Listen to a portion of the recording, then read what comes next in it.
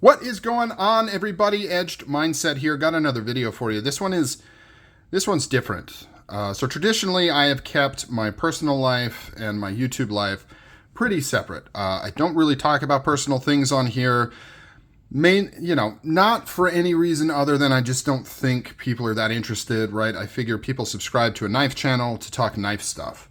They don't really care about me or things going on in my life. But in this instance, I feel the urge to kind of reach out. Okay, so cutting to the chase, I lost my job a couple weeks ago. Sudden, right? Just gone. First time for me. I've always had a job. I've never been fired. I've never been laid off until now. So it's a bit of a jarring experience. The job market is completely in the garbage, really bleak. Hearing a lot of horror stories, trying to shield myself as much as possible from that while maintaining the enough fire to understand what I'm up against so that I don't get lazy, right? And I'm definitely there. I know that this is going to be a very trying time and it's going to be very difficult for me to bounce back from, but I'm trying to stay positive as possible. So why am I making this video? Woe is me, poor me, right? A lot of people are struggling with things much worse than this. A lot of people are struggling with losing a job and are in a much worse financial situation than me. So by no means do I think I am special or particularly bad off. This is more of I'm in a unique position where I can reach out to a very large network, which is you guys, and ask for some assistance. Now, if you don't care, if you're like, I just watch your knife stuff, dude, I don't care about you, that's fine. You can tune out. I totally get it. I'm not expecting that. I'm just coming at it from... I first reached out to my close network, family, friends, putting out feelers, things like that. I then reached out to my professional network from people I've worked with way back in the day. And then I kind of thought, you know what? I've got a network of people that I interact with much larger than most people have. And so I feel like I at least need to look into it a little bit. And that's you guys. And I'll talk about, if you do want to help me at all, I'll talk about how you can kind of do that. But first, I want to talk about, I can hear it already. Dude, start selling knives. You've got all these super expensive knives. Start selling those knives. On it, bro. I am on it. Those of you that know me on Facebook and the groups, you know that I've been posting knives like crazy. I've really been selling my collection off as quickly as I can, right? I've got a lot of things I'm trying to work out and get in play. I've got obligations that I need to get started. So I can only dedicate so much time to posting photos, videos, responding, boxing things up, doing tracking and all that. So I am going through my collection. So all of these will probably be going away. I really, really want to hold on to this one, even though it's probably unlikely. It's just too expensive, but it means a lot to me. I just shot a video talking about it. This is an important one for me. It's going to be one of the last ones to go. I'm hoping that I can turn things around before I have to sell this one. I've got a lot to go through though. So if you've ever seen any knives on my channel that you're interested in, just hit me up. I may or may not still have it, but pretty much everything is on the table in terms of selling. It's just a matter of, I'm trying to phase through it. I'm kind of actually selling brands off. Like right now I'm trying to sell all my Max Ace knives. I sold some of them.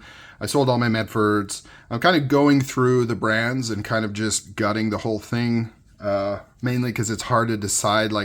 When I start thinking, do I want to create a phased approach where I decide which ones I'm more likely to get rid of and sell those first? A couple problems with that. It's really hard to decide which ones to keep other than obvious ones like this. It's hard for me to decide which ones to keep. And then on top of it, I kind of have to just sell whatever I can sell because a lot of stuff just isn't moving, right? The knife market's dead as well. It's hard to sell things. And so I kind of have to sell what people are willing to buy and not necessarily the things I want to sell first. So I am doing that. I am selling that. Oh, and then one of the things that makes this more difficult is unemployment is problematic. I'm having some difficulty there, mainly due to how the company I worked for set things up, and the state that they were paying their unemployment insurance to is not the state that I live and work in. It's a whole mess, and it's very difficult to even figure out what my options are because I only have limited discussion points into the unemployment system as an employee. I kind of only have access to customer service reps that pick up the phone and basically tell me I can't do anything for you. And then I'm talking to my HR, which aren't very helpful, and they claim to be doing things, but I see no evidence of it. So it's a big mess. So I have nothing coming in right now. If I was at least getting unemployment, I would have some breathing room, but that's not the case. So that's what I'm going through. That's kind of why I've been absent. That's why I'm wearing gloves, because I've been nervously picking at my fingers. And so I don't want to burn out your guys' eyes by having to see that. That's why I've got gloves on, even though I'm not really even handling any knives. That's what I'm going through. I'm kind of dealing with it. And, you know, it happens, right? It's tough. Ideally, it wouldn't be happening during this job market. However, at the same time, it's kind of the reason why it happened, right? They kind of go hand in hand. So trying to figure out what my next steps are and how I'm going to manage it. But how can you help me? If you want to help me, how can you help me? If you know of any positions, anybody hiring in software development, particularly product management, program management, even solution architecture, you know, designing application systems or network systems. Well, not really network. I'm not really much of a network or security guy, mainly on the software development side, but I also do all kinds of product ownership and product management. If you know of anybody hiring, or if you know of any positions that are available, I'm in Utah. So obviously if you're in Utah, it can be an on-person type thing or a hybrid type thing. If it's outside of Utah, it would have to be kind of a remote thing. Just anything you hear of. Obviously, I'm applying for everything I find, but let's be honest, by the time a job makes it to like Indeed, your chances are slim to none. You've really got to be able to get in before that, right? You've got to get into the circle where somebody hears that somebody's trying to hire something and they say, hey, I know a guy. That's what I'm trying to potentially insert myself into. That's the goal, right? Like if you know of somebody that's trying to get somebody, you can say, hey, I know a guy. Here's his resume. Hit me up. edged_mindset@yahoo.com is the email. It should be in my profile. Let me know of any leads if you hear of any. I'm obviously doing everything I can on my side, trying to find placement. I'm applying for all this stuff, reaching out to recruiters, networking on LinkedIn.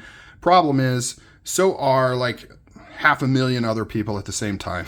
You know, some of these job postings are just crazy. I saw one on Netflix the other day, and granted, it is Netflix, but it'd been out for a little while, and the total number of applicants was approaching 12,000 with 800 in the last 24 hours. So really rough out there. Not a lot going on, and it's not just software and tech. It's everything, right? I'm hearing about it all the time.